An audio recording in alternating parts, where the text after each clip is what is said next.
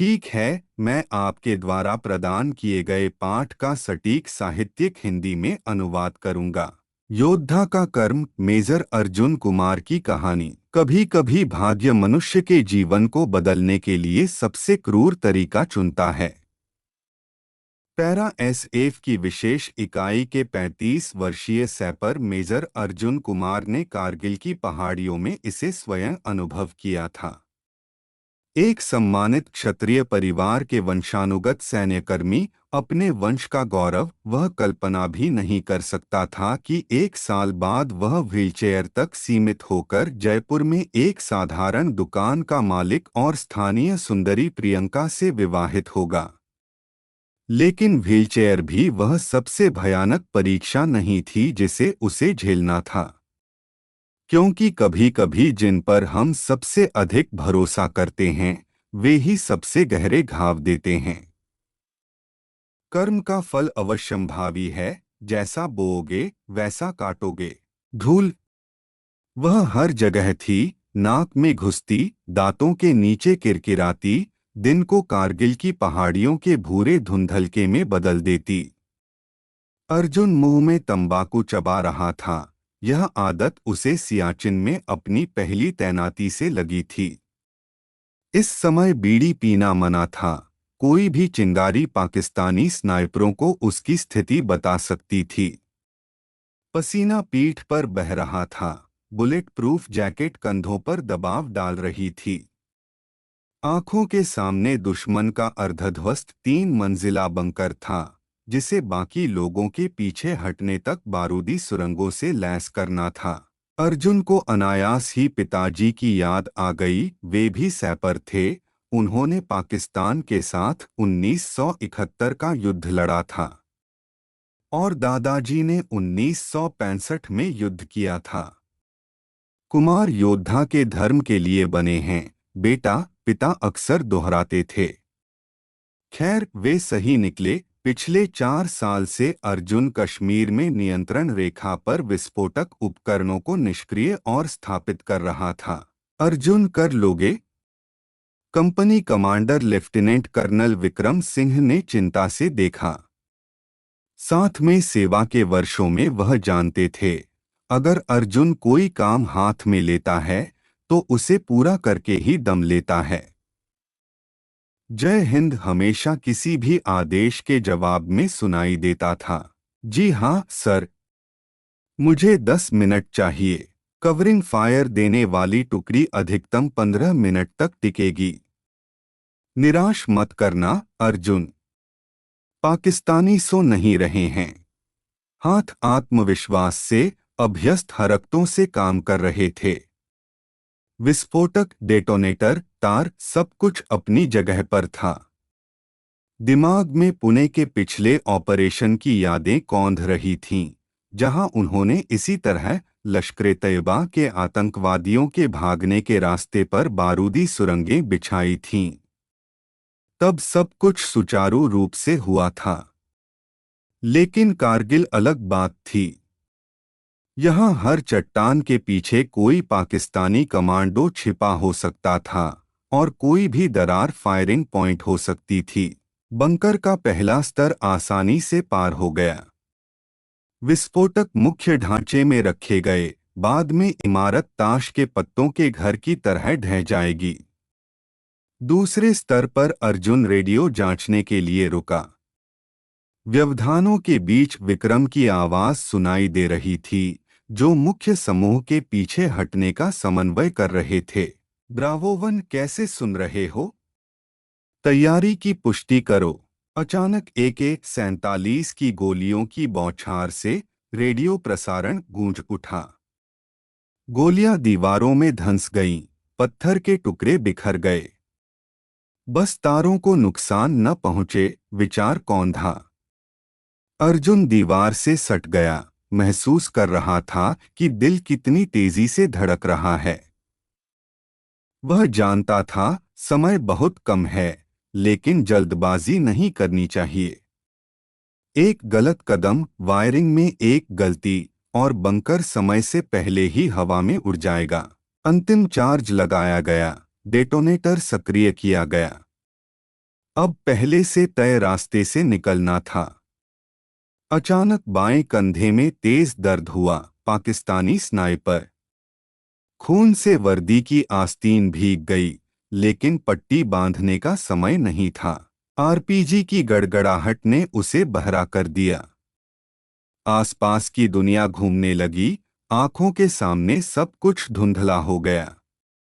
अर्जुन को जो आखिरी बात याद रही वह यह थी कि छत धीरे धीरे एक भारी कंक्रीट की स्लैब की तरह उस पर गिर रही थी। और कहीं दूर रेडियो पर विक्रम की चीख, बंकर में आदमी है। दोहराता हूं, हमारा आदमी बंकर में है।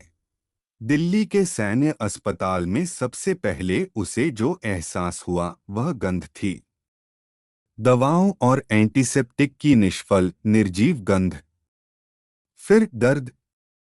पीठ में मंद लगातार दर्द, जैसे किसी ने वहां एक गर्म सरिया घुसा दिया हो। और सबसे भयानक, शून्यता। वहां शून्यता, जहां पैर होने चाहिए थे। रीढ़ की हड्डी में एक स्तर पर फ्रैक्चर। सैन्य चिकित्सक के शब्द एक फैसले की तरह लगे।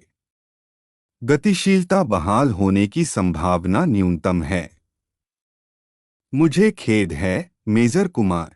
परमवीर चक्र, वीरता के लिए सर्वोच्च सैन्य पुरस्कार, भाग्य का उपहास लग रहा था। अर्जुन चमकते धातु को देखता और उसमें अपने टूटे हुए जीवन का प्रतिबिंब देखता। रात में उसे बुरे सपने आते, वह बार बार मलबे के नीचे फंस जाता। लेकिन अब उसमें सिर्फ वह नहीं, बल्कि उसका पूरा भविष्य, उसके सभी सपने और योजनाएं थीं। पुनर्वास महीनों तक चला। हर दिन एक संघर्ष। अपने शरीर के साथ, निराशा के साथ, आसपास के लोगों की आंखों में दया के साथ संघर्ष। अर्जुन सब कुछ नए सिरे से सीख रहा था। बैठना, कपड़े पहनना, व्हीलचेयर में स्थानांतरित होना। फिजियोथेरेपिस्ट कहता था कि वह प्रगति कर रहा है, लेकिन जब शरीर का आधा हिस्सा काम न करे तो क्या प्रगति हो सकती है। सेना से मिला मुआवजा उदार था, एक नया जीवन शुरू करने के लिए पर्याप्त। पसंद जयपुर पर पड़ी, राजस्थान का शानदार गुलाबी शहर। यहाँ शांति है। अर्जुन ने भव्य महलों और प्राचीन हवेलियों को देखते हुए सोचा, शायद आखिरकार मुझे शांति मिल जाएगी। पुराने मोहल्ले में निर्माण सामग्री की एक छोटी सी दुकान एक आदर्श विकल्प लगी। कुछ व्यावहारिक, लोगों के लिए आवश्यक। एक 2 मंजिला इमारत जिसमें नीचे एक विशाल ट्रेडिंग हॉल और ऊपर एक कार्यालय था, जहां लिफ्ट से पहुंचा जा सकता था। एक छोटा सा गोदाम भी था, सब कुछ जैसा चाहिए था। और फिर वह आई। प्रियंका शर्मा, स्थानीय रियल एस्टेट एजेंट, जो दुकान के लिए दस्तावेजों को पूरा करने में मदद कर रही थी। 28 साल की, उज्ज्वल, ऊर्जावान, संक्रामक हंसी और सच्ची मुस्कान वाली। वह व्हीलचेयर को नहीं देखती थी, वह आंखों में देखती थी। सेवा की कहानियां सुनती थी, पुरस्कारों की प्रशंसा करती थी। जानते हैं अर्जुन जी, उसने एक शाम कहा, जब वे सामने एक छोटी सी चाय की दुकान पर मसाला चाय पी रहे थे, आप उन सभी लोगों में सबसे मजबूत हैं जिनसे मैं मिली हूं। दूसरे टूट जाते, लेकिन आप एक नया जीवन बना रहे हैं। उसकी भूरी आंखों में प्रशंसा और कुछ और था, कोई छिपी हुई उदासी। बाद में अर्जुन को पता चला कि वह व्यापारियों के एक अमीर परिवार से थी, जो कुछ साल पहले दिवालिया हो गया था। शायद इसीलिए वह उसकी ओर इतनी आकर्षित थी। वह उसमें एक ऐसे व्यक्ति को देखती थी जिसने भी सब कुछ खो दिया था, लेकिन उठने की ताकत पाई थी। शादी शानदार हुई, जैसा कि राजस्थान में होता है। विक्रम, जो विशेष रूप से दिल्ली से आया था, ने मजाक किया कि अर्जुन को आखिरकार कोई ऐसा मिल गया है जो उसे पैरा एसएफ के लेफ्टिनेंट कर्नल से बेहतर आदेश देगा। प्रियंका हंसी और पति के गले में माला डाल दी और मेहमान दुल्हा दुल्हन की जय के नारे लगा रहे थे। जीवन पटरी पर आने लगा। प्रियंका ने ट्रेडिंग हॉल में काम संभाल लिया। वह एक जन्मजात विक्रेता थी, किसी भी ग्राहक के साथ तालमेल बिठाना जानती थी, पुराने मारवाड़ी से लेकर आईटी कंपनी के युवा इंजीनियर तक। अर्जुन ऊपर अपने केबिन में लेखांकन का काम करता था, जहां वह लिफ्ट से चढ़ता था। काम अच्छा चल रहा था। जयपुर में सब एक दूसरे को जानते थे और दुकान के मालिक पूर्व पैरा एसएफ कारगिल के नायक की प्रसिद्धि ग्राहकों को आकर्षित करती थी। लेकिन कभी-कभी, खासकर शाम को, अर्जुन अपनी पत्नी की अजीब निगाहें महसूस करता था, दया और किसी प्रकार की लालसा का मिश्रण। वह देखता था कि वह खिड़की से गुजरती कारों को कैसे देखती है, मानो यहां से कहीं दूर होने का सपना देख रही हो। क्या एक युवा सुंदर महिला को इस बात के लिए दोषी ठहराया जा सकता है कि उसे एक विकलांग पति के साथ एक प्रांतीय, भले ही प्रसिद्ध शहर में रहना मुश्किल लग रहा हो? रात में जब प्रियंका सोती थी, अर्जुन अक्सर अपने केबिन में बैठकर अपनी वफादार AK-47 को सहलाता था, जो उसके साथ सियाचिन और कारगिल में रही थी। मशीन गन यही एकमात्र चीज थी जो उसके पिछले जीवन से बची थी। वह उसकी पिछली जीतों का मूक गवाह और एकमात्र दोस्त था जो कभी दया से नहीं देखता था। कभी-कभी वह उसे अपने हाथों में लेता और उंगलियां अपने आप बट के परिचित मोड़ों पर टिक जातीं।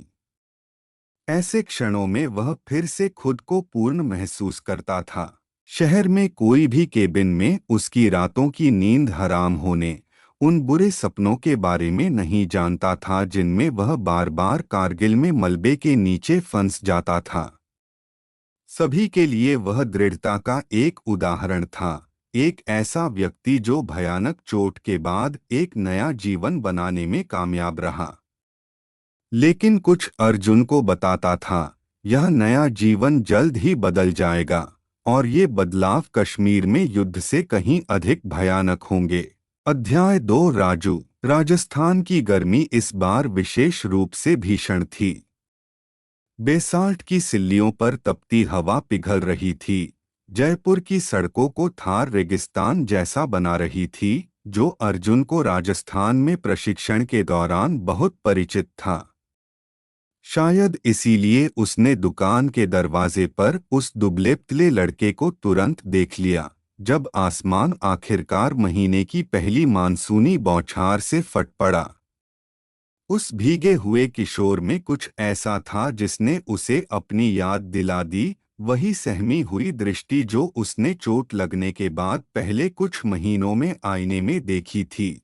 बंद कर रहे हैं, बेटा? प्रियंका ने दरवाजे पर तख्ती पलट दी थी जब लड़के ने शीशे पर दस्तक दी। कल आना। अर्जुन, जो अपने केबिन में निगरानी कैमरों के माध्यम से यह दृश्य देख रहा था, ने महसूस किया कि उसके सीने में कुछ सिकुड़ गया है। मॉनिटर स्क्रीन विभिन्न कोनों से तस्वीरें दिखा रही थीं, एक नई सुरक्षा प्रणाली जो उसके आग्रह पर स्थापित की गई थी। एक पूर्व सैनिक का पागलपन। प्रियंका हंसती थी।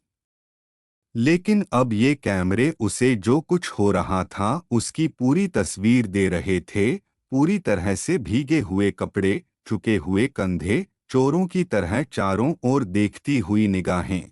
रुको प्रियंका, अर्जुन ने आंतरिक संचार बटन दबाया। मैं नीचे आ रहा हूँ।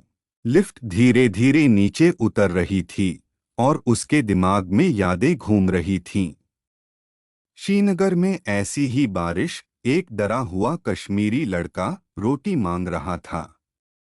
दरवाजे खुले और अर्जुन की व्हीलचेयर चुपचाप ट्रेडिंग हॉल में आ गई।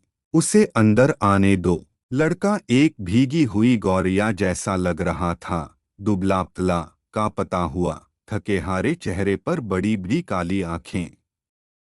दाहिनी भौं के ऊपर एक ताज़ा निशान जो अभी तक पूरी तरह से ठीक नहीं हुआ था। कुर्ता, जो स्पष्ट रूप से किसी और का था, हैंगर पर लटका हुआ लग रहा था। धोती घुटनों पर फटी हुई थी। लेकिन जिसने अर्जुन को सबसे ज्यादा चौंकाया वह थी उसकी मुद्रा। सीधी, लगभग सैन्य, थकान और डर के बावजूद। मेरा नाम राजेश है, आवाज धीमी थी, जिसमें हल्का बंगाली लहजा था। राजेश मुखर्जी। लेकिन सब मुझे राजू कहते हैं। राजू। अर्जुन पास आया, यह देखते हुए कि लड़का सहज रूप से पीछे हट गया, इससे पहले कि वह खुद को वहीं रहने के लिए मजबूर कर पाता। सुंदर नाम है। शाही। लड़के के चेहरे पर एक हल्की सी मुस्कान कौंध गई। माँ ऐसे ही बुलाती थी। कहती थी मैं एक छोटे से राजा जैसा दिखता हूँ, गर्वित लेकिन दयालु।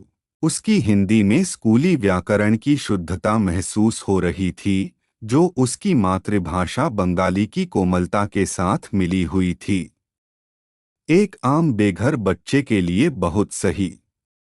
अर्जुन तुरंत समझ गया, यह लड़का उन लोगों में से नहीं था जो सिर्फ रोमांच के लिए घर से भागे हों। मुझे बस एक गत्ते का डिब्बा चाहिए, साहब। राजू आत्मविश्वास से बोलने की कोशिश कर रहा था, लेकिन उसकी आवाज धोखा दे रही थी। रात बिताने के लिए।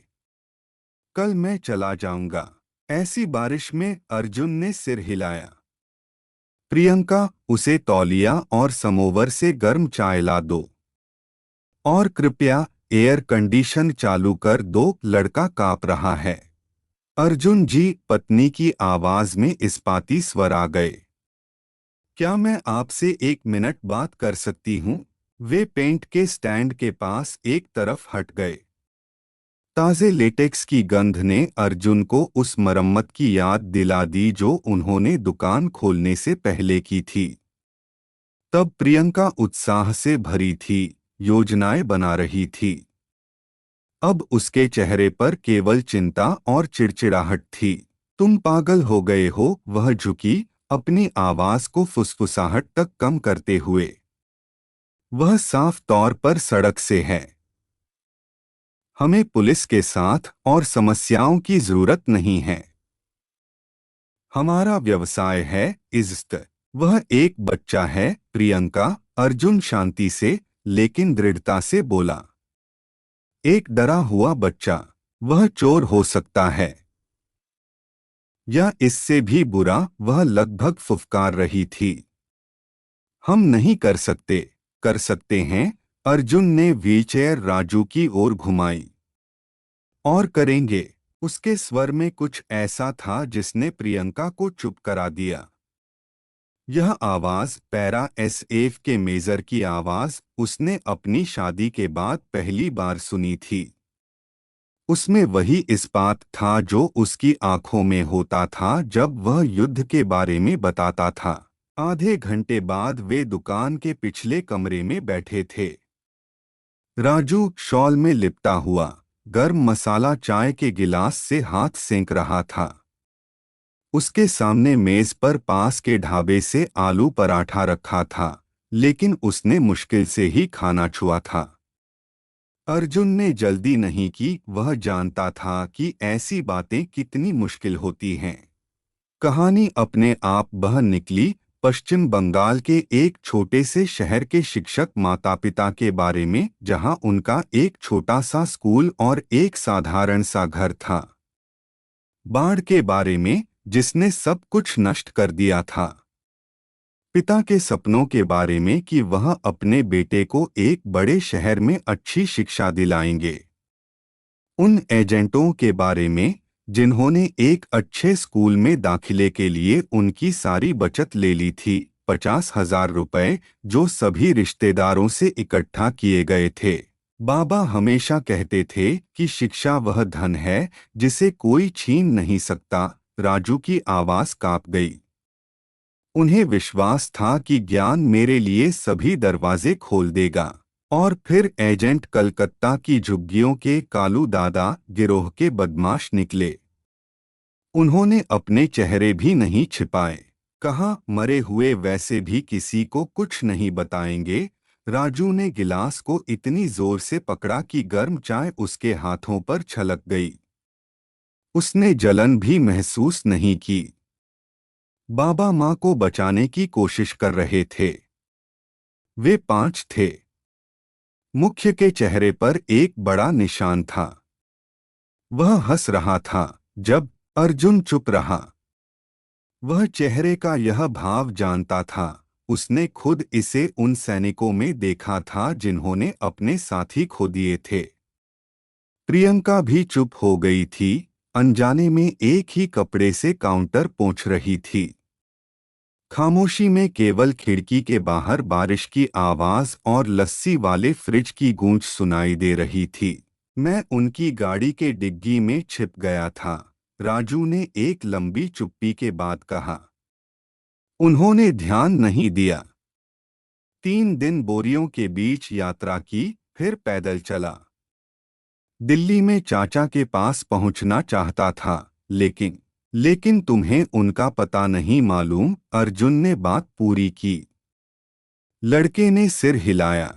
मेरे पास एक कागज पर लिखा हुआ फोन नंबर था, लेकिन जब मैं यमुना पार कर रहा था तो वह भीग गया। प्रियंका अर्जुन पत्नी की ओर मुड़ा। गोदाम के बगल वाले कमरे में एक खाली कमरा है। पहले वहां प्रमाण पत्र रखे जाते थे। नहीं, उसने सिर हिलाया। नहीं अर्जुन जी, यह पागलपन है। हम नहीं कर सकते। कर सकते हैं, फिर वही आदेशात्मक स्वर। और करेंगे। मैं बच्चे को सड़क पर नहीं निकालूंगा। प्रियंका की आंखों में प्रशंसा और चिड़चिड़ाहट का मिलाजुला भाव कौंधा। ऐसे अर्जुन से बहस करना व्यर्थ था। अगले कुछ दिनों ने दिखाया कि फैसला सही था। राजू अविश्वसनीय रूप से मेहनती निकला। वह सबसे पहले दुकान पर आता, फर्श साफ करता, सामान सजाता, ट्रक खाली करने में मदद करता। उसकी स्वाभाविक समझदारी और तेज याददाश्त उसे अपरिहार्य बनाती थी। उसे हर पेंट के डिब्बे, हर उपकरण का स्थान याद रहता था। स्कूल में मैं गणित में सबसे अच्छा था, उसने एक बार अर्जुन को हिसाब किताब में मदद करते हुए बताया था। खासकर ज्यामिति पसंद थी। माँ कहती थी इंजीनियर बनूंगा। अर्जुन ने देखा कि लड़के ने चुपके से अपनी आंखें पोंछीं और ऐसा अभिनय किया जैसे वह चालान देख रहा हो। लेकिन उसी शाम राजू की मेज पर हिंदी में गणित की एक पुरानी पाठ्यपुस्तक दिखाई दी। धीरे धीरे राजू अपरिहार्य हो गया। वह ट्रेडिंग हॉल में अर्जुन की आंखें और पैर था। ग्राहकों की इच्छाओं का अनुमान लगाता था, इन्वेंट्री में मदद करता था। उसका स्वाभाविक आकर्षण और विनम्रता ग्राहकों को आकर्षित करती थी। सबसे गुस्सैल बूढ़े सेठ भी मुस्कुराते थे जब वह उन्हें सही उपकरण चुनने में मदद करता था। शाम को वे अक्सर अर्जुन के केबिन में बैठते थे। वह सेवा की कहानियां सुनाता, अंग्रेजी शब्द सिखाता, लेखांकन की बारीकियां समझाता। राजू एक सक्षम छात्र निकला, सब कुछ तुरंत सीख लेता, समझदारी भरे सवाल पूछता। जानते हो, तुम मुझे अपने बचपन की याद दिलाते हो, अर्जुन ने एक बार कहा, जब लड़का ध्यान से लेखांकन की किताबें देख रहा था। उतना ही जिद्दी। राजू मुस्कुराया, अब वह ज्यादा मुस्कुराता था। और आप मुझे नानाजी की याद दिलाते हैं साहब। वह भी हमेशा कहते थे कि सब कुछ सही ढंग से करना चाहिए, भले ही कोई न देखे। प्रियंका उनकी बढ़ती हुई आत्मीयता को बुरी तरह छिपी हुई चिंता के साथ देख रही थी। इस लड़के में कुछ ऐसा था जो उसे सचेत करता था। शायद उसकी बहुत चौकस निगाहें, शायद पुलिस सायरन की आवाज पर स्थिर हो जाने की आदत, या शायद जिस तरह वह ग्राहकों के साथ इतनी जल्दी घुल मिल जाता था, जिस तरह वह कुशलता से कैश रजिस्टर संभालता था, जिस तरह वह नकली नोटों को अचूक रूप से पहचान लेता था। वह बहुत सही है, उसने एक बार पति से कहा। ऐसा लगता है जैसे वह कुछ छिपा रहा है। हम सब कुछ न कुछ छिपाते हैं, अर्जुन ने अपने रात के बुरे सपनों को याद करते हुए जवाब दिया। उसे समय दो। और फिर वे आने लगे। पहले एक एक करके, फिर समूहों में, गुस्सैल किस्म के लोग, टूटी फूटी हिंदी में किसी लहजे के साथ बोलते हुए, अजीब तरह के सामान खरीदते हुए। राजू हर बार उनके आने पर तनाव में आ जाता था और दूर रहने की कोशिश करता था।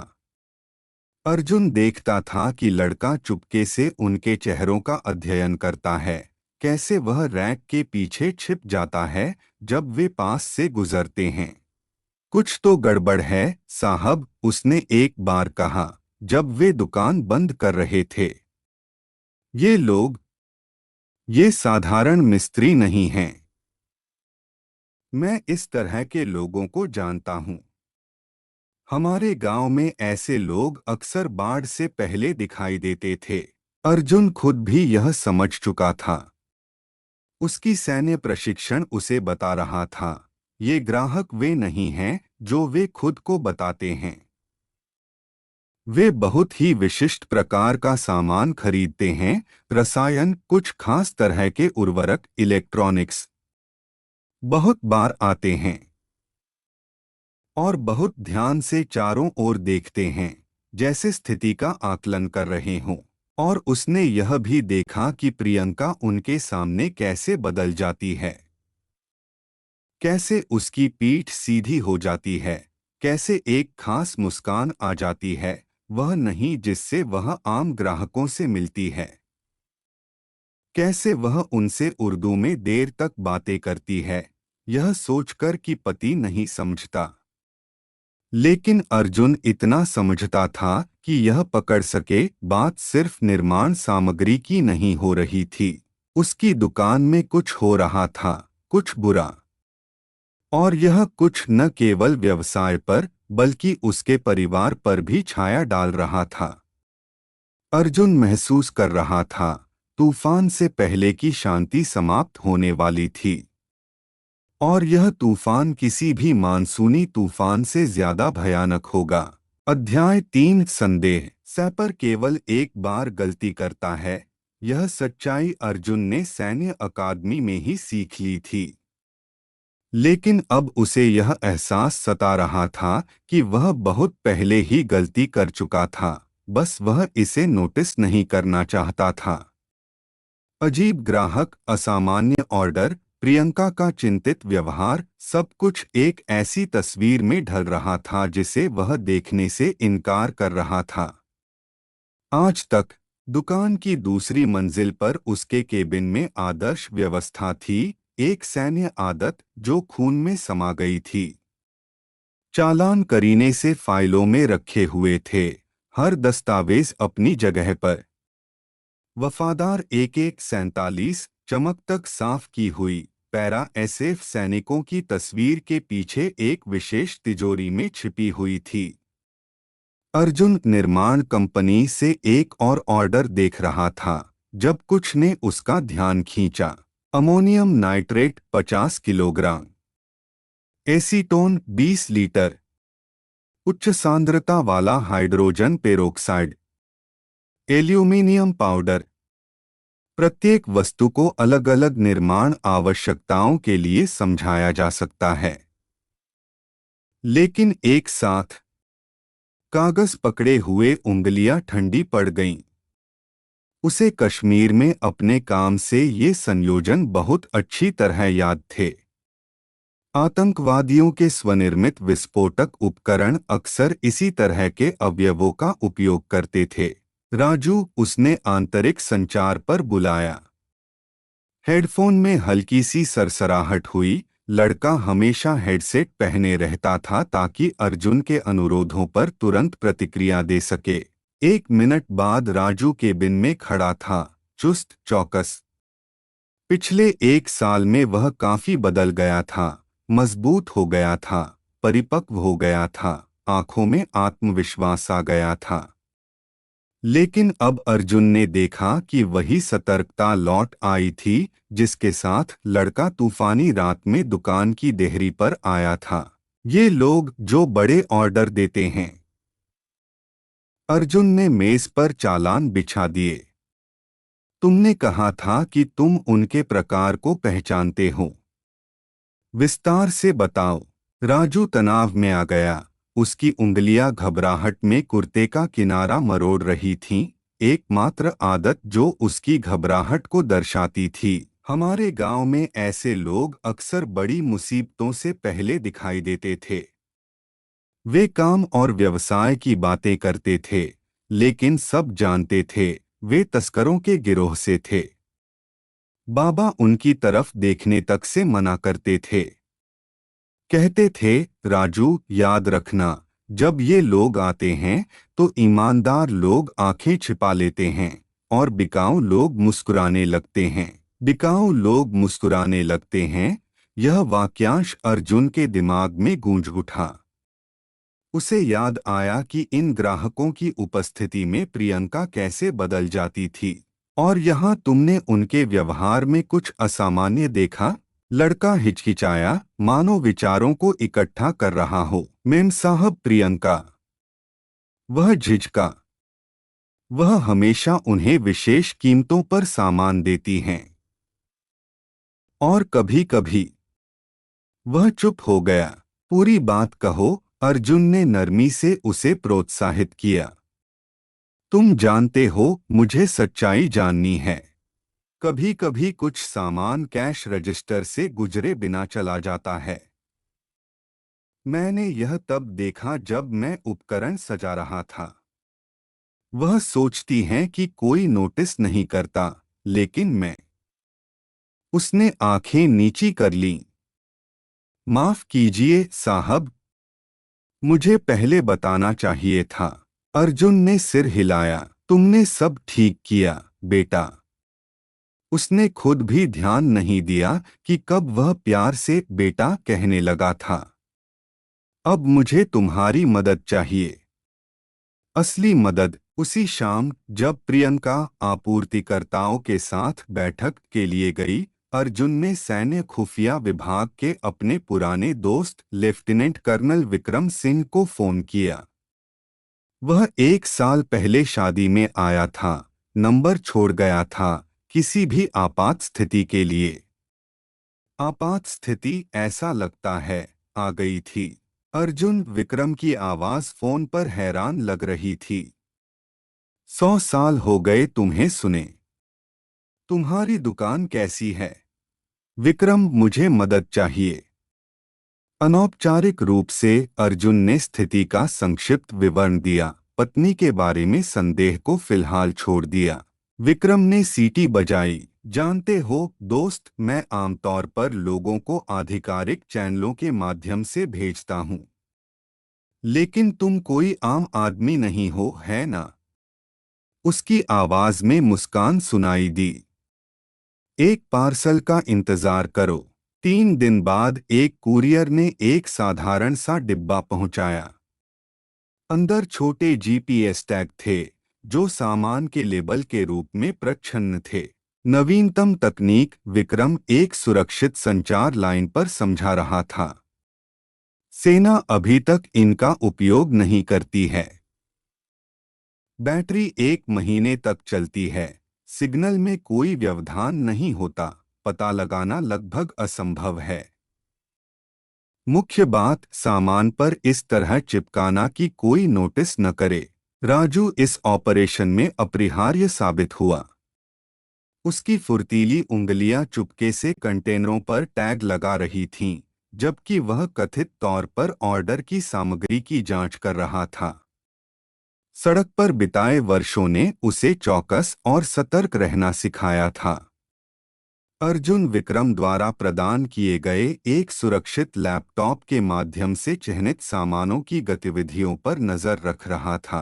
पहले परिणाम 1 सप्ताह बाद सामने आए। रसायनों से भरा एक ट्रक, जो दस्तावेजों के अनुसार गुड़गांव में एक शॉपिंग सेंटर के निर्माण के लिए जा रहा था, बिल्कुल दूसरी दिशा में मुड़ गया। दिल्ली के बाहरी इलाके में एक परित्यक्त गोदाम, एक फर्जी किराएदार कंपनी, रात में लोगों और उपकरणों की अजीब गतिविधियां। यह एक प्रयोगशाला है, विक्रम ने डेटा का अध्ययन करने के बाद कहा। और काफी बड़ी। खरीद की मात्रा और रसायनों की प्रकृति को देखते हुए वे न केवल ड्रग्स बल्कि विस्फोटक भी बना रहे हैं। संभवतः आईएसआई से जुड़े आतंकवादी समूहों के लिए। लेकिन वे जांच से कैसे बच निकले? अर्जुन लैपटॉप स्क्रीन पर फर्जी कंपनियों की तस्वीरें देख रहा था। सभी दस्तावेज एकदम सही दिखते हैं। कर इतिहास, बैंक खाते, यहाँ तक कि प्रमाण पत्र भी। उनके पास अंदर कोई है। विक्रम ने स्क्रीन पर उंगली से इशारा किया। कोई है जो वैध व्यवसाय के माध्यम से आपूर्ति चैनल व्यवस्थित करने में मदद करता है। कोई है जिसकी प्रतिष्ठा बेदाग है। अर्जुन को महसूस हुआ कि उसके गले में मतली आ रही है। वह जवाब पहले से ही जानता था, बस उसे जोर से कहना नहीं चाहता था। अगले 2 सप्ताह एक असली बुरे सपने में बदल गए। अर्जुन ने दुकान में अतिरिक्त कैमरे लगाए, अब हर हरकत को रिकॉर्ड कर रहा था। राजू, जिसे प्रियंका पर नजर रखने का काम सौंपा गया था, हर अजीब बात की सूचना देता था। अजीब फोन कॉल, बिना हिसाब के सामान, पिछले कमरे में गुप्त बैठकें। प्रियंका बदल रही थी। अब अर्जुन वह सब नोटिस कर रहा था जिसे वह पहले थकान या खराब मूड मान लेता था। नई महंगी साड़ियां, गहने जो उसने माताजी की पुरानी संदूकची में पाए थे। घर देर से लौटना, जिसे आपूर्तिकर्ताओं के साथ जरूरी काम बताकर समझाया जाता था। फोन कॉल जो वह केवल कार में या ट्रेडिंग हॉल में करती थी, जब वह सोचती थी कि पति लेखांकन में व्यस्त है। साहब, एक शाम राजू की आवाज हेडफोन में अजीब लग रही थी। क्या आप पिछले कमरे में आ सकते हैं? कुछ जरूरी है। जब अर्जुन नीचे उतरा तो लड़का सफेद पड़ गया था। उसके हाथ कांप रहे थे जब उसने निगरानी कैमरे की रिकॉर्डिंग वाला फोन दिया। वह आदमी जो आज आया था, उनका मुखिया। मैंने उसे पहचान लिया। कहां से? अर्जुन को महसूस हुआ कि उसकी पीठ ठंडी पड़ गई है। उसी ने मेरे माता पिता को मारा था। राजू की आवाज टूट गई। उसके चेहरे पर वैसा ही निशान है। वह हंस रहा था जब उसने नाना पर गोली चलाई थी। और अब वह यहाँ है, हमारी दुकान में। और मेम साहब, प्रियंका। राजू बात पूरी नहीं कर सका। उसके गले से एक दबी हुई सिसकी निकल गई। अर्जुन पास आया, उसके कंधे पर हाथ रखा। वह यह स्थिति जानता था जब अतीत अचानक तुम्हें पकड़ लेता है, तुम्हें बुरी तरह मारता है, तुम्हारी सांसें छीन लेता है। विक्रम ने अगले दिन पूरा डोजियर भेजा। अशरफ शैतान खान, पाकिस्तानी पुलिस का पूर्व अधिकारी, अब आईएसआई के लिए काम करने वाले कालाखोर गिरोह के सरगनाओं में से एक।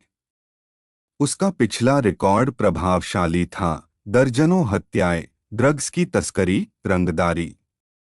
लेकिन उसकी असली विशेषज्ञता भारत में आतंकवाद के वित्त पोषण के लिए कानूनी चैनल बनाना।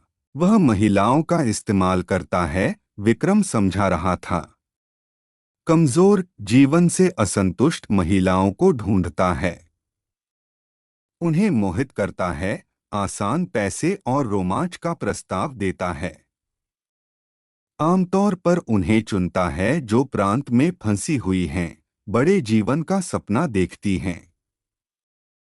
और फिर वे बाहर नहीं निकल पाती। वह उन्हें ब्लैकमेल करके अपने चंगुल में रखता है। अर्जुन चुपचाप तस्वीरों को देख रहा था। प्रियंका दिल्ली के एक महंगे होटल से निशान वाले आदमी के साथ बाहर निकल रही थी। प्रियंका एक खड़ी कार में कुछ दस्तावेज दे रही थी। प्रियंका राजू के माता पिता के हत्यारे के मजाक पर हंस रही थी। उसके चेहरे पर वही भाव था जिसने कभी अर्जुन को मोहित किया था। बस अब वह किसी और के लिए था। बैंक हस्तांतरण है, विक्रम ने जारी रखा। दुबई में फर्जी फर्मों के नाम पर कई खाते। उसने दस्तावेजों पर हस्ताक्षर किए थे। अर्जुन वह जानती थी कि वह किसमें उलझ रही है। शाम को वह अपने केबिन में बैठा था, AK-47 के ठंडे स्टील को सहला रहा था। नीचे प्रियंका दस्तावेजों का काम पूरा कर रही थी। उसने सुना कि वह पंजाबी में कुछ गुनगुना रही है। राजू चुपचाप रैक के साथ कुछ कर रहा था, धूल पोंछने का नाटक कर रहा था। वे सभी इस नाटक में अपनी भूमिकाएं निभा रहे थे, लेकिन पर्दा जल्द ही गिरने वाला था। अर्जुन ने तिजोरी से एक पुरानी तस्वीर निकाली, उनकी शादी, खुश चेहरे, भविष्य की उम्मीदें। क्या गलत हुआ? कब उसकी पत्नी आतंकवादियों की मददगार बन गई?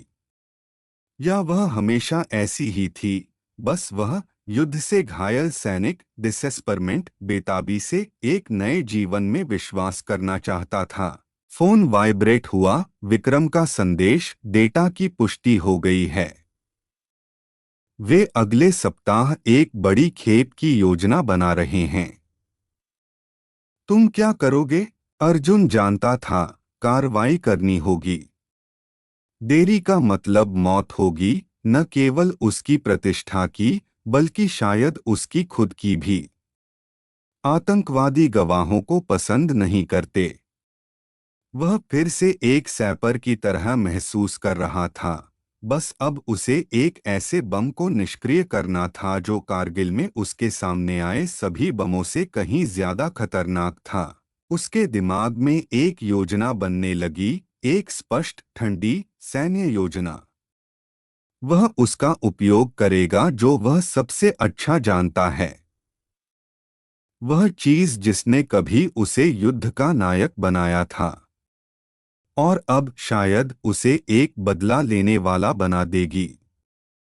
लेकिन कोई चारा नहीं था। कुछ युद्ध शांति के समय में भी लड़ने पड़ते हैं। और इस युद्ध में उसका एक सहयोगी था, एक लड़का जिसने उसकी तरह ही चेहरे और आत्मा में निशान वाले लोगों के कारण सब कुछ खो दिया था।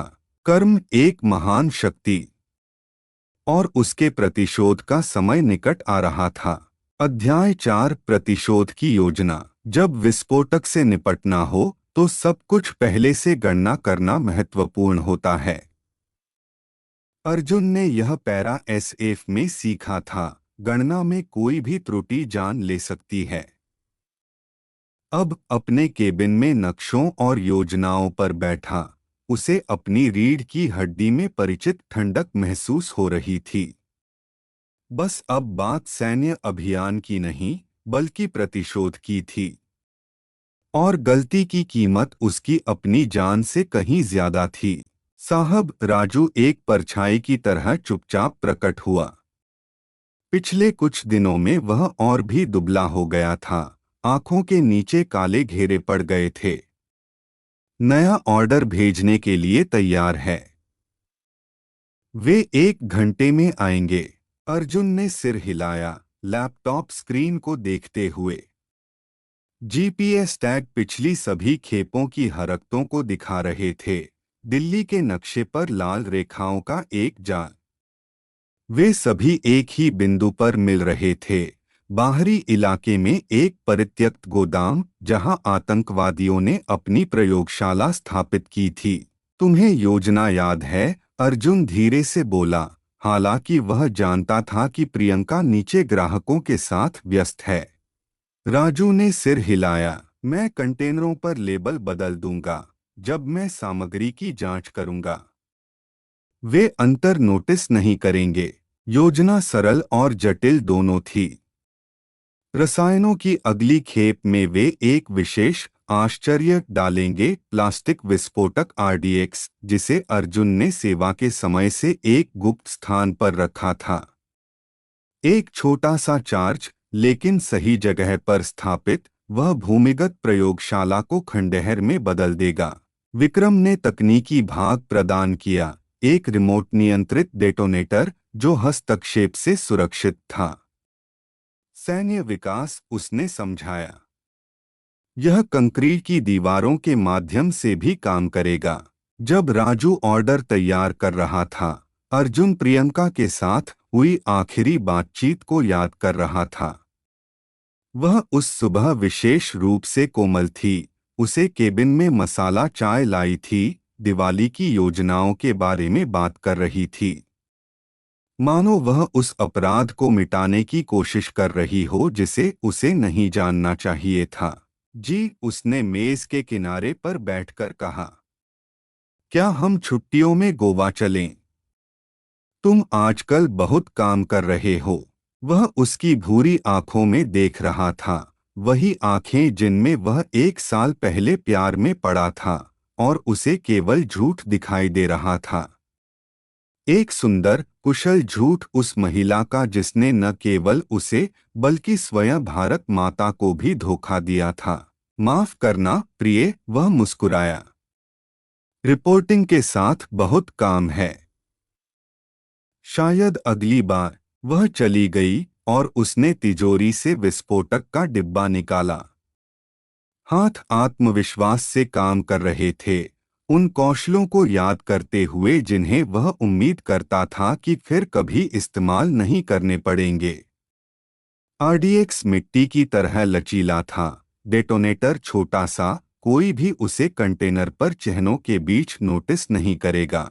तैयार है साहब, राजू की आवाज ने उसे यादों से बाहर निकाला। ट्रक आ चुका है।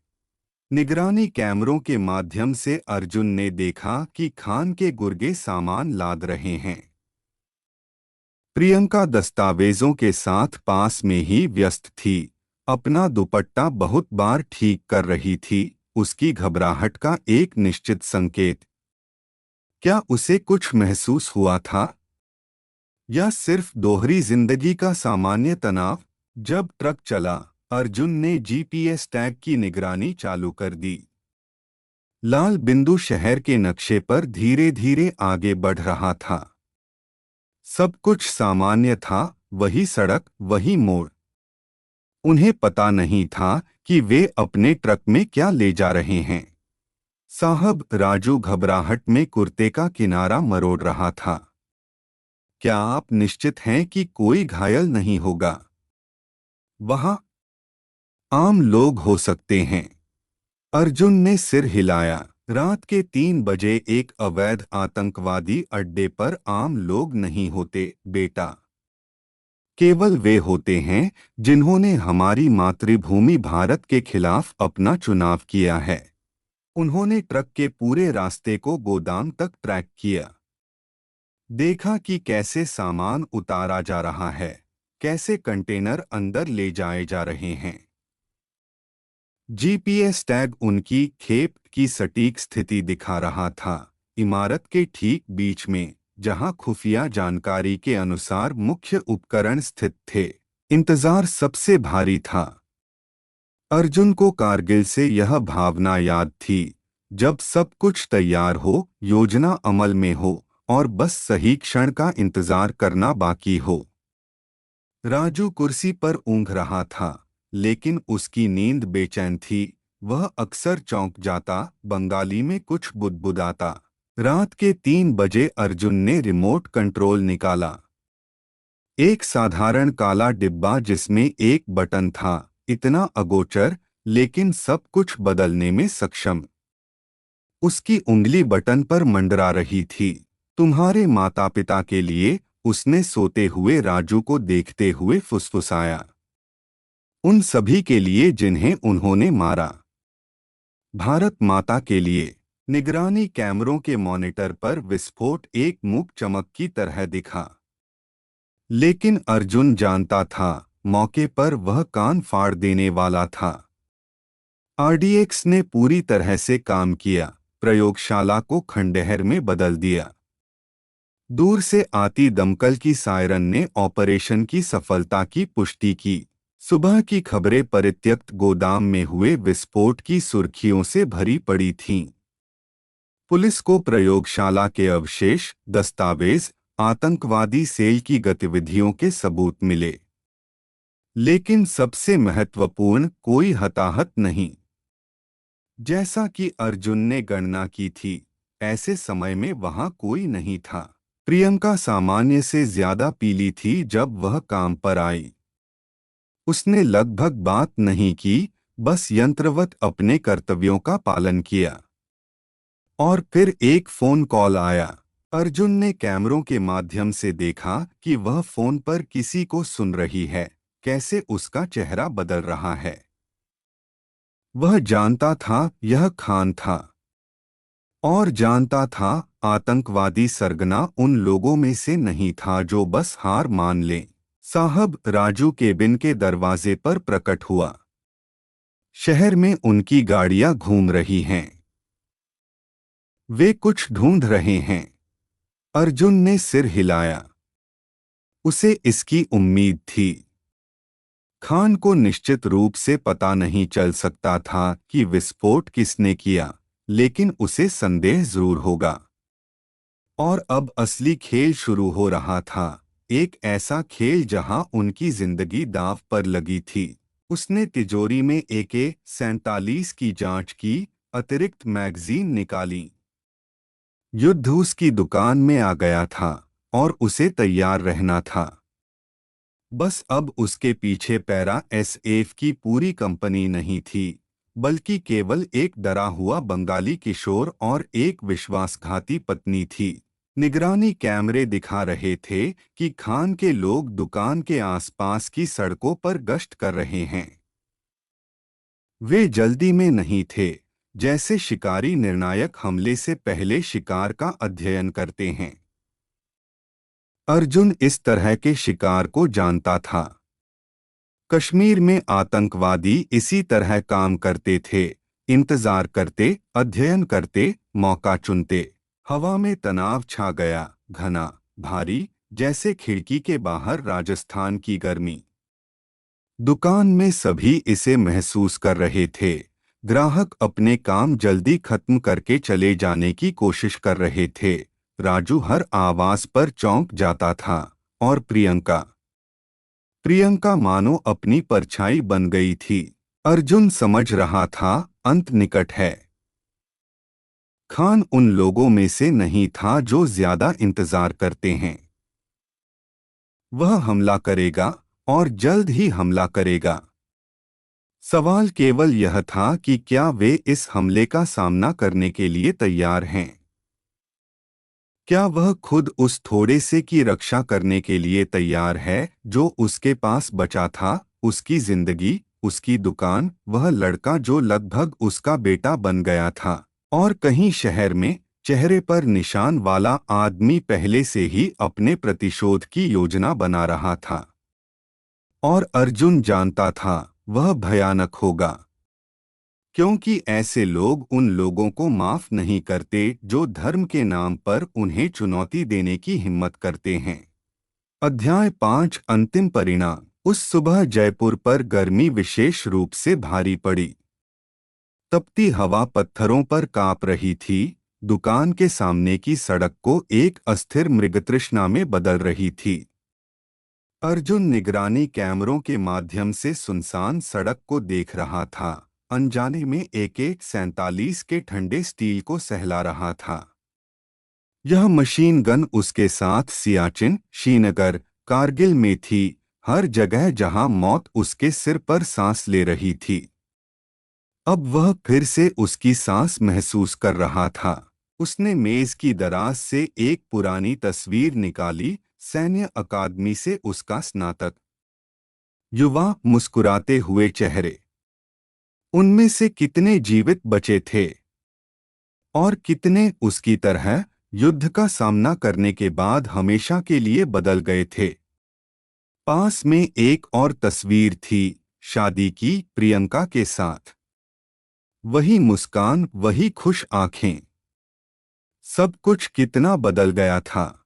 राजू एक भूत की तरह चुपचाप केबिन के दरवाजे पर प्रकट हुआ। इस 1 साल में लड़का बहुत बदल गया था, मजबूत हो गया था, परिपक्व हो गया था, लेकिन अब उसकी आंखों में वही डर था जो उनकी पहली मुलाकात की रात को था। साहब, वे यहाँ हैं। 3 गाड़ियां अभी अभी कोने पर खड़ी हुई हैं। अर्जुन ने सिर हिलाया। उसने उन्हें मॉनिटर पर पहले ही देख लिया था, टिंटेड शीशों वाली काली फॉर्च्यूनर। इस धूल भरे शहर के लिए बहुत साफ, निर्माण सामग्री के आम खरीदारों के लिए बहुत महंगी। आतंकवादियों की गाड़ियां। प्रियंका कहाँ है? उसकी आवाज शांत थी, हालांकि अंदर सब कुछ अनिष्ट की आशंका से सिकुड़ रहा था। ट्रेडिंग हॉल में नया माल सजा रही है। राजू घबराहट में कुर्ते का किनारा मरोड़ रहा था, एक आदत जो केवल तीव्र घबराहट के क्षणों में प्रकट होती थी। वह अजीब व्यवहार कर रही है। हर समय फोन देख रही है। और वह पिछले कमरे में रो रही थी। मैंने देखा। बेशक रो रही थी। अर्जुन को यकीन था, वह जानती है कि क्या होने वाला है। खान ने उसे जरूर चेतावनी दी होगी। शायद बेवफा पति से निपटने के बाद उसे अपने साथ ले जाने का वादा भी किया होगा। या शायद वह आखिरकार समझ गई थी कि वह किसमें उलझ गई है, लेकिन बहुत देर हो चुकी थी। दरवाजे की घंटी की आवाज एक अंतिम संस्कार की घंटी की तरह लगी। मॉनिटर पर अर्जुन ने देखा कि दुकान में 4 लोग दाखिल हुए, महंगी कुर्तों में मजबूत लड़के जो इतनी गर्मी के लिए बहुत मोटे थे।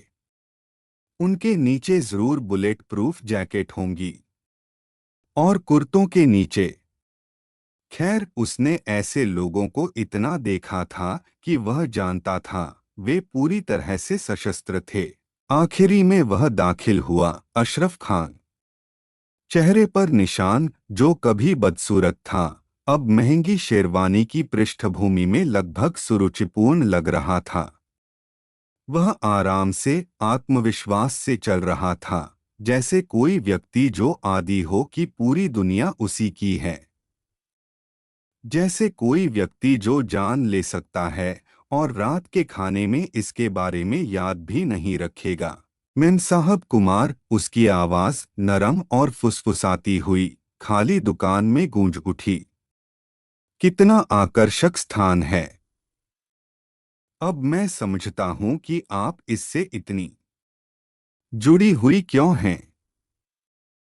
हालांकि सच कहूं तो मैंने आपकी प्रतिभा की महिला के लिए कुछ और महत्वाकांक्षी कल्पना की थी। प्रियंका काउंटर के पास खड़ी थी, अपने हाथों में चालान की एक फाइल पकड़े हुए थी। अर्जुन ने देखा कि उसकी उंगलियां कैसे कांप रही हैं, कैसे वह अपने होंठ काट रही है, ठीक वैसे ही जैसे उनकी पहली मुलाकात में, जब वह उसके प्रति अपनी भावनाओं को लेकर शर्मा रही थी। अशरफ, मैं। वह झिझकी, और इस ठहराव में पिछले 1 साल में उसके सभी शब्दों से ज्यादा डर था। मुझे नहीं पता कि गोदाम में क्या हुआ, लेकिन ओह प्रिय, खान मुस्कुराया, और उस मुस्कान से अर्जुन की त्वचा पर सिहरन दौड़ गई। बेशक जानती हो। जैसे कि तुम्हारा मेजर उतना असहाय नहीं निकला जितना हमने सोचा था। जानती हो, मैं तो हैरान भी हूं। व्हीलचेयर में रहते हुए ऐसा विस्फोट करने की योजना बनाना, इसके लिए विशेष प्रतिभा की आवश्यकता होती है। उसने अपने आदमियों को इशारा किया, और वे दुकान में फैल गए, जैसे शिकारी शिकार को घेर रहे हों। एक सीढ़ियों की ओर बढ़ा, जहां अर्जुन का केबिन था। राजू, अर्जुन ने लड़के के कंधे पर हाथ रखते हुए फुसफुसाया।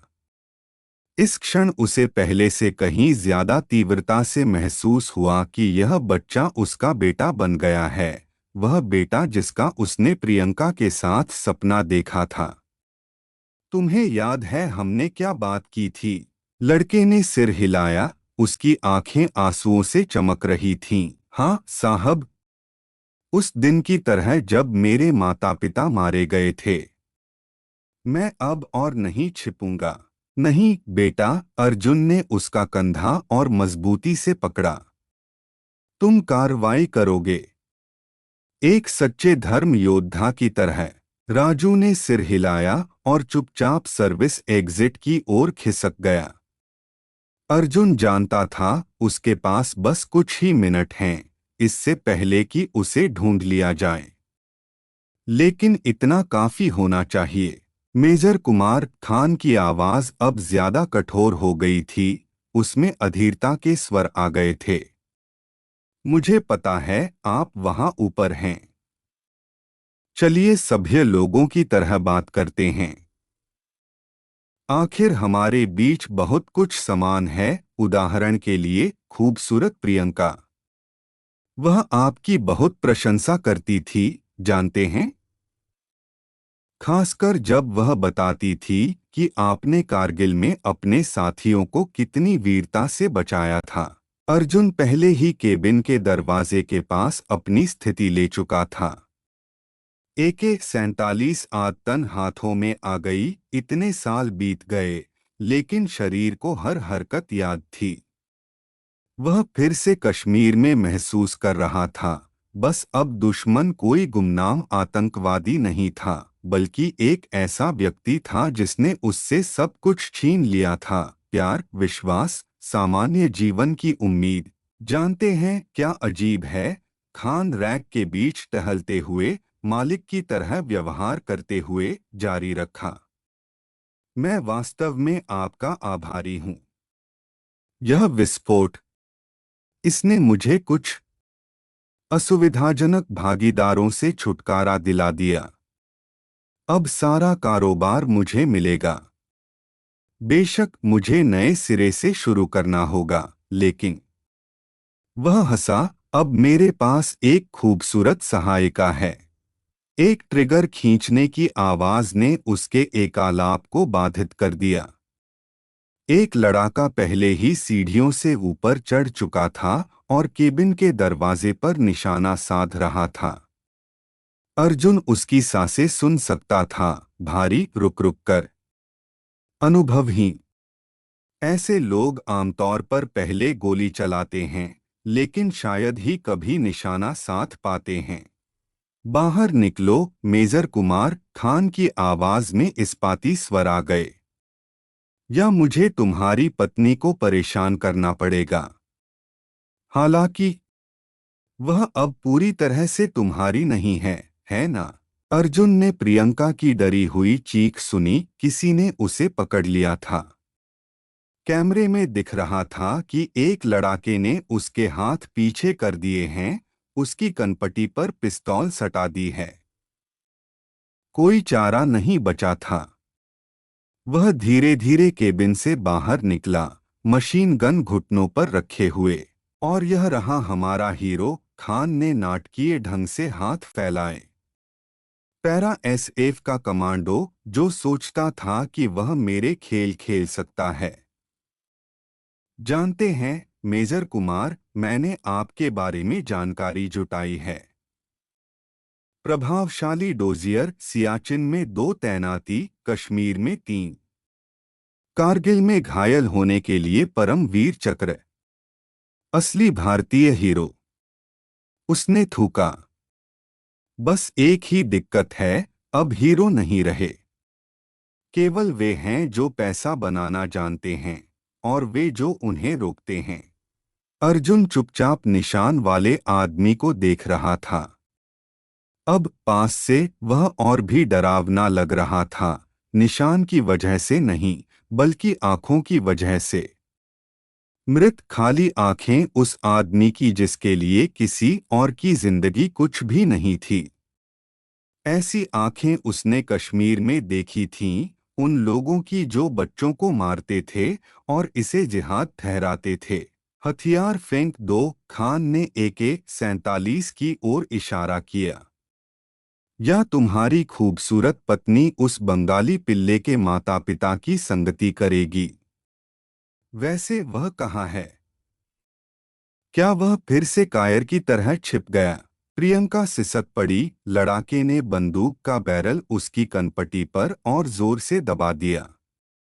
उसकी आंखें अर्जुन की आंखों से मिली, उनमें डर और पश्चाताप था। एक पल के लिए उसने उनमें उस लड़की को देखा जिससे वह 1 साल पहले प्यार में पड़ा था। वह लड़की जो उसके मजाक पर हंसती थी और उसकी विकलांगता से नहीं डरती थी। समय मानो थम गया था। अर्जुन उस महिला को देख रहा था जिसे उसने प्यार किया था, जिसने उसे धोखा दिया था, लेकिन जिसे वह अब भी नहीं छोड़ पा रहा था। विश्वासघाती हो या न हो, वह उसकी पत्नी थी और उसने पवित्र अग्नि के सामने उसकी रक्षा करने की शपथ ली थी। 7 जन्मों का साथ, क्या मंत्रों में ऐसा नहीं कहा जाता? AK-47 एक धीमी आवाज के साथ फर्श पर गिर गई। तनावपूर्ण खामोशी में आवाज कान फाड़ देने वाली लगी। बस ऐसे ही, खान अपनी सरपीली मुस्कान के साथ मुस्कुराया। देखा प्रियंका, मैंने कहा था, सभी पुरुष एक जैसे होते हैं।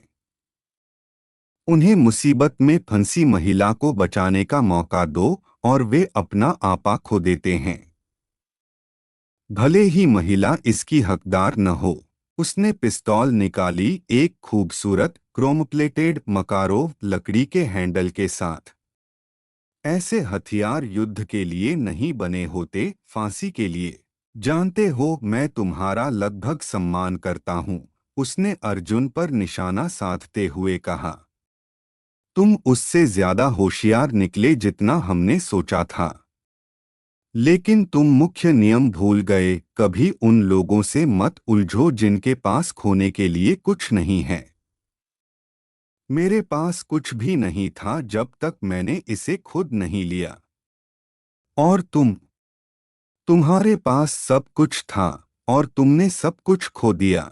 इससे पहले कि खान ट्रिगर दबा पाता, एक फोर्कलिफ्ट की गड़गड़ाहट ने हवा को चीर दिया। राजू द्वारा संचालित पीली मशीन एक गुस्सैल हाथी की तरह सर्विस कॉरिडोर से बाहर निकली। केबिन में लड़का इतना छोटा लग रहा था, लेकिन उसकी आंखें पिता के क्रोध से जल रही थीं, वही क्रोध जो अर्जुन ने राजू की कहानी में अपने पिता के जीवन के अंतिम क्षणों में देखा था। खान बस घूम ही पाया था।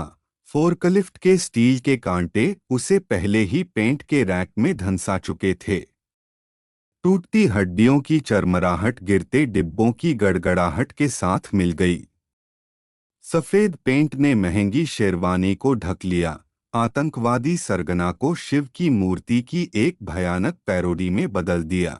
गोलियों की गड़गड़ाहट, चीखें, टूटे शीशे की आवाज, सब कुछ अराजकता की कर्कश ध्वनि में विलीन हो गया। लड़ाकों ने गोलीबारी शुरू कर दी, लेकिन राजू पहले ही फोर्कलिफ्ट से कूद गया था, एक उल्टे काउंटर के पीछे छिप गया था। प्रियंका छूट गई और बाहर की ओर भागी, लेकिन बिखरे हुए औजारों पर ठोकर खा गई। अर्जुन सहज रूप से काम कर रहा था, वर्षों के प्रशिक्षण ने अपना काम किया। AK-47 फिर से उसके हाथों में थी, परिचित झटका कंधे पर लग रहा था। एक गोली सीढ़ियों के पास वाला लड़ाका गिरता है, गोली लगे कंधे को दबाता हुआ। दूसरी वह जिसने प्रियंका को पकड़ा हुआ था, घुटने को पकड़ता है, उसकी पिस्तौल दूर जा गिरती है। खान फोर्कलिफ्ट से दबा हुआ पड़ा था, उसके पैर अप्राकृतिक रूप से मुड़े हुए थे, रीढ़ की हड्डी स्पष्ट रूप से टूट गई थी। भाग्य की विडंबना, अब वह भी नहीं चल पाएगा। उसके गले से एक कर्कश हंसी निकल रही थी, जो रोने जैसी ज्यादा लग रही थी। तो ऐसे सब खत्म होगा।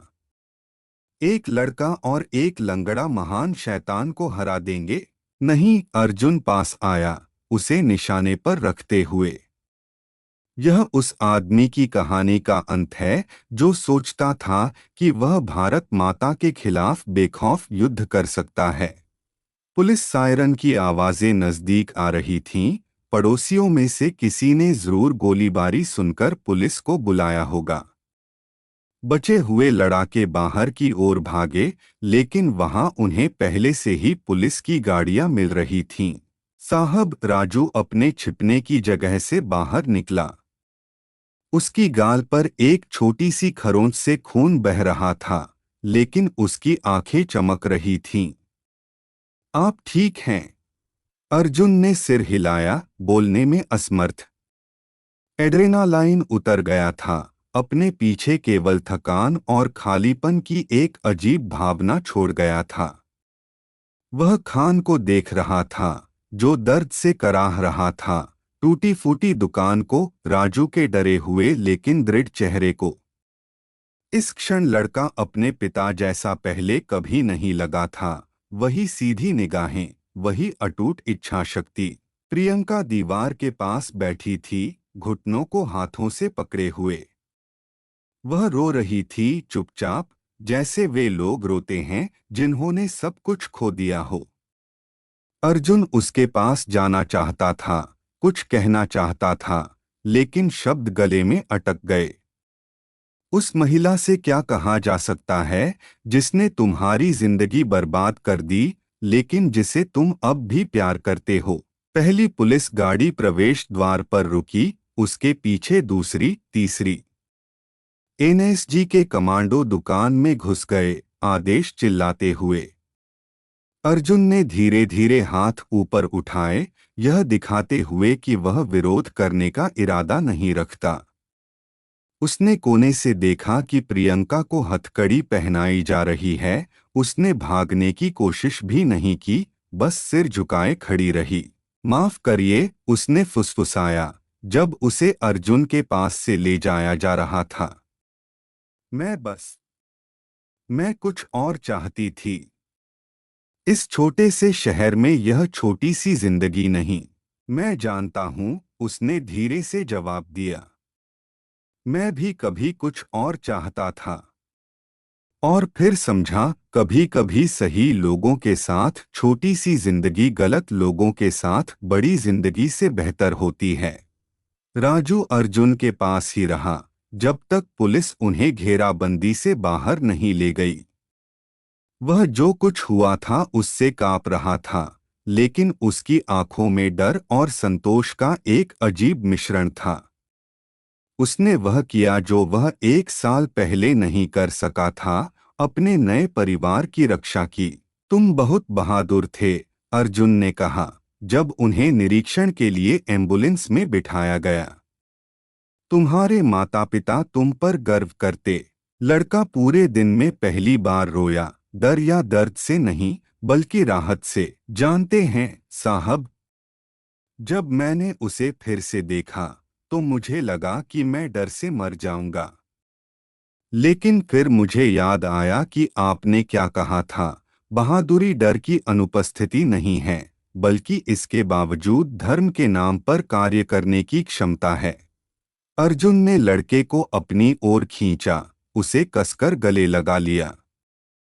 वह महसूस कर रहा था कि राजू का दिल कैसे धड़क रहा है, उसके कंधे कैसे कांप रहे हैं। इस क्षण वह पूरी तरह समझ गया, सब कुछ व्यर्थ नहीं था। सभी नुकसान, सभी विश्वासघात, सभी दर्द, यह एक युवा आत्मा को खान जैसा बनने से बचाने की कीमत थी। जासूसों ने उनसे कई घंटों तक पूछताछ की। विक्रम ने सभी आवश्यक दस्तावेज भेजे जो आतंकवादी सेल के प्रयोगशाला से संबंध की पुष्टि करते थे। निगरानी कैमरों की रिकॉर्डिंग, जीपीएस डेटा, बैंक हस्तांतरण, सब कुछ खान और उसके संगठन के खिलाफ एक आदर्श मामला बना रहा था। जब सूरज ढलने लगा तो उन्हें आखिरकार छोड़ दिया गया। दुकान को अपराध स्थल के रूप में सील कर दिया गया था, लेकिन अर्जुन को अब कोई परवाह नहीं थी। वह डूबते सूरज को देख रहा था, जिसने आकाश को केसरिया रंगों में रंग दिया था, और सोच रहा था कि कर्म कितना अजीब तरह से व्यवस्थित है। कभी कभी कुछ वास्तव में महत्वपूर्ण पाने के लिए सब कुछ खोना पड़ता है। अब सब खत्म हो गया, राजू ने धीरे से पूछा, मानो छाए हुए सुकून को भंग करने से डर रहा हो। अर्जुन ने लड़के को देखा जिसमें अब वह बेटा देखता था, टूटी फूटी दुकान को जिसे फिर से बनाया जा सकता था, गुजरते हुए दिन को जो अतीत के भूतों को अपने साथ ले गया था। हाँ बेटा, उसने जवाब दिया। एक कहानी खत्म हो गई, लेकिन हमारी अभी शुरू हो रही है। जैसी करनी वैसी भरनी, जो बोओगे वही काटोगे। और हमने सच्चाई बोई है। वे शाम के जयपुर में धीरे धीरे चल रहे थे, व्हीलचेयर में एक विशेष बल का मेजर और एक बंगाली लड़का जिसने परिवार खो दिया था लेकिन एक नया पाया था। कहीं मंदिर में शाम की प्रार्थना हो रही थी, देवताओं से धर्मियों को आशीर्वाद देने और दुष्टों को दंडित करने का आह्वान कर रही थी। कर्म ने अपना चक्र पूरा कर लिया था, न्याय की विजय हुई थी। और इस प्राचीन राजाओं के शहर में दो धर्म योद्धाओं, एक बूढ़े और एक युवा, एक घायल और एक दूसरे को ठीक करने वाले के जीवन में एक नया अध्याय शुरू हुआ था।